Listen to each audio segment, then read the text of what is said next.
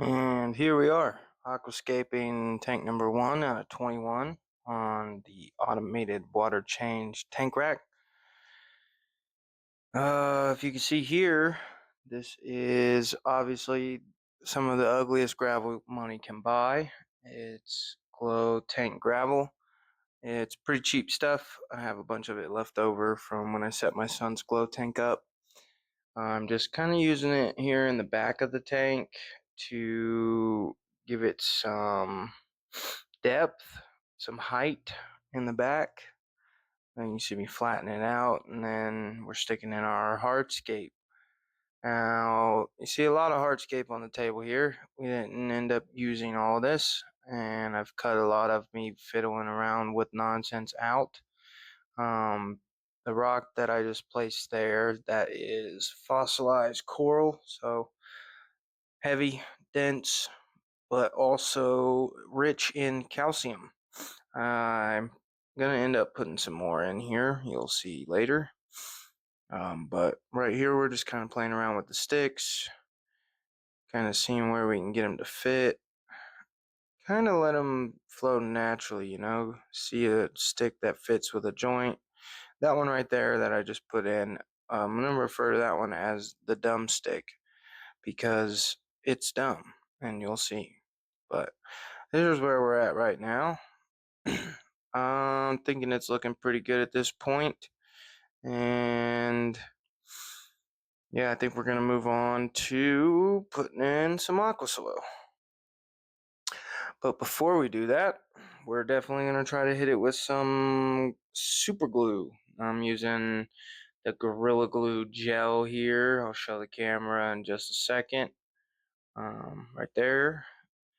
If you're new to the hobby, this is a highly recommended glue. I've been using it for years. Haven't had any issues with any kind of leaching into the water or anything like that.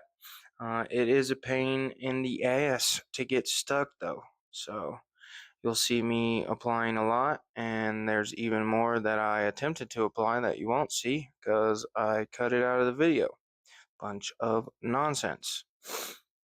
This here is called pacing. People with ADHD tend to do that, especially when they're being impatient with something like super glue, which tends to give people a lot of reason to be impatient. But we ultimately did get that to stick. We tried to apply some more glue, which did absolutely nothing. Uh, in this moment, I'm sure I thought it was doing something. Look at it. Yep. Mm-hmm. That ain't going nowhere as I flicked the ratchet strap. And in fact, the ratchet strap was from Temu. So it went somewhere.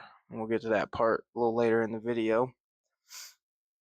Some more of me trying to hold things down, glue things down. If you've never aquascaped, this is a big part of it. It's painstakingly, unnecessarily difficult, especially when it comes to super glue. Other people have had better luck. You'll find other videos where this is not an issue, but for the purpose of my video here today, and probably any video I make in the future that I'm using this super glue, it's a pain in the ass. Right here you'll see aqua soil. This is not the cheapest stuff, but it's also not the most expensive stuff. I think I paid about $70 for 2 of these bags, which they're 10-pound bags, so $70 for 20 pounds. It does not go a long way. When I'm recording this voiceover, I have since very lightly scaped 2 additional tanks, and I am almost through the first bag. And I say lightly scaped because I am not using the recommended amount of soil, which is fine for these purposes because I am setting up a breeding rack here. So we're going to be kind of expanding what I'm already doing in the hobby in my other fish room. We're going to expand that and try to breed some stuff that I haven't bred, expand on some breeding on some stuff that I have bred.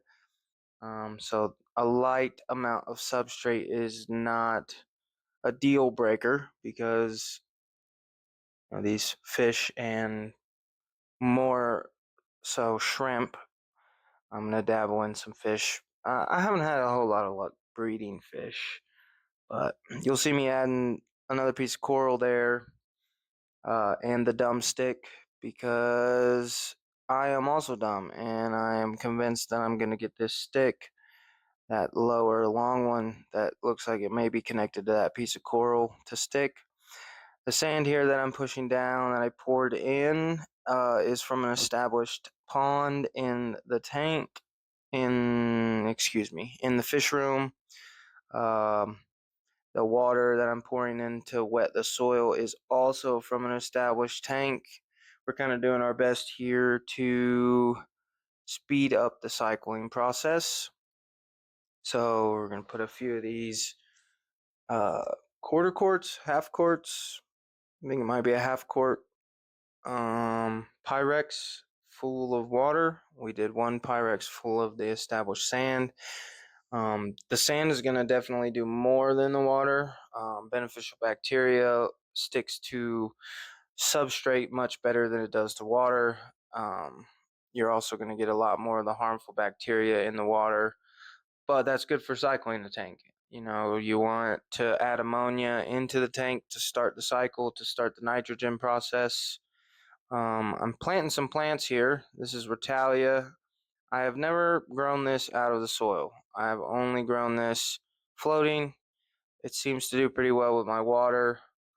It does sprout roots while it's floating, but I, again, have not tried to plant it. So this is me trying to plant it.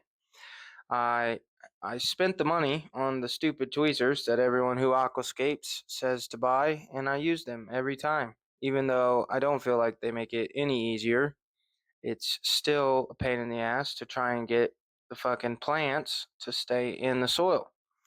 You'll see a lot of videos too that tell you that that is easier, and they make it look easier, but it is in fact not easy. It is a huge pain in the ass. You'll see later in the video, whenever I fill this tank up with water, a lot of those plants do try to float. By a lot, maybe one or two, but still, a success rate of 80%, getting them to stay down in the soil, which is probably close to what I was getting with my fingers before I bought those tweezers. Here we're getting some Java moss. Grow this pretty rapidly in a lot of tanks. Uh, this ball that you see in the top left there, that's in a cull tank for shrimp. I have a lot of it in a different display tank that's in my main living room. Um, the plants in the video, obviously, as I'm showing you, are coming from other tanks of mine. Not spending money on those for the purposes of this.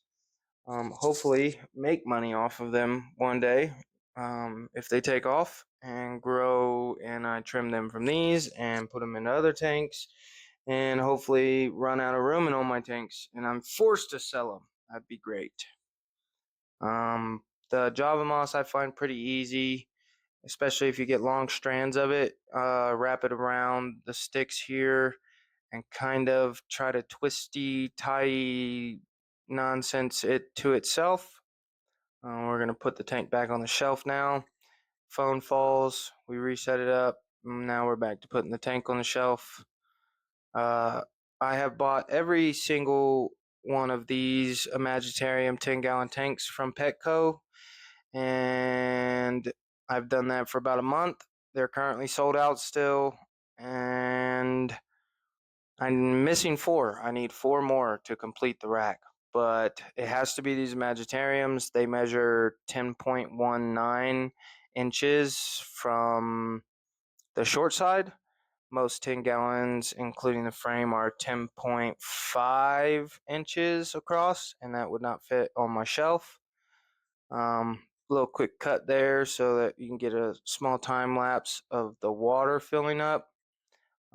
This is the second or third time that I have the water system running, so it goes a little rough. It's a little pressurized. You'll see here it kind of jets out, sprays a lot of the walls of the tank.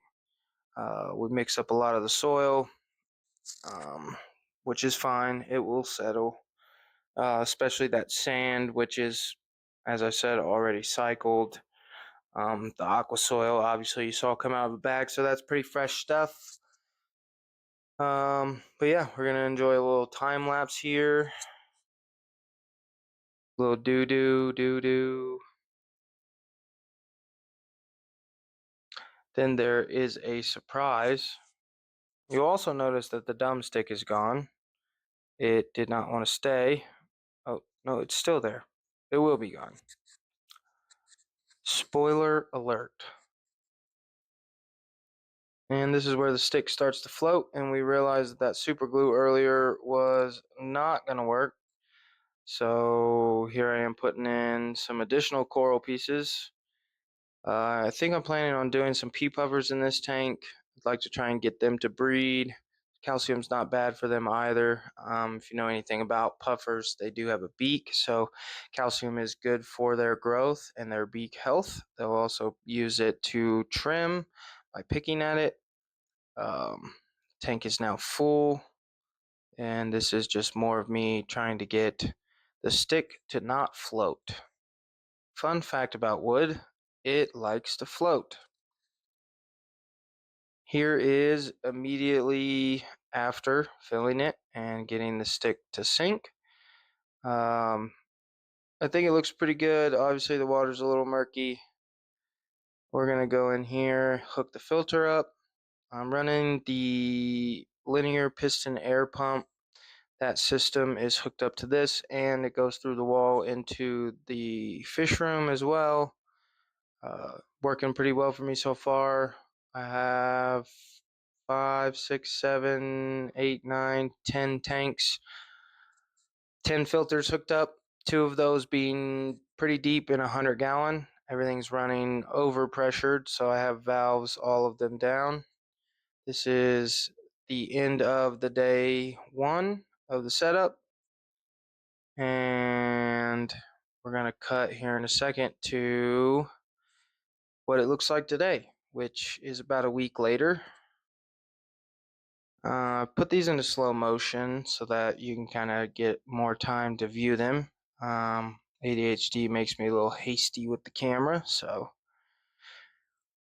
this is where we're at after a week. I've added some plants to it in that week.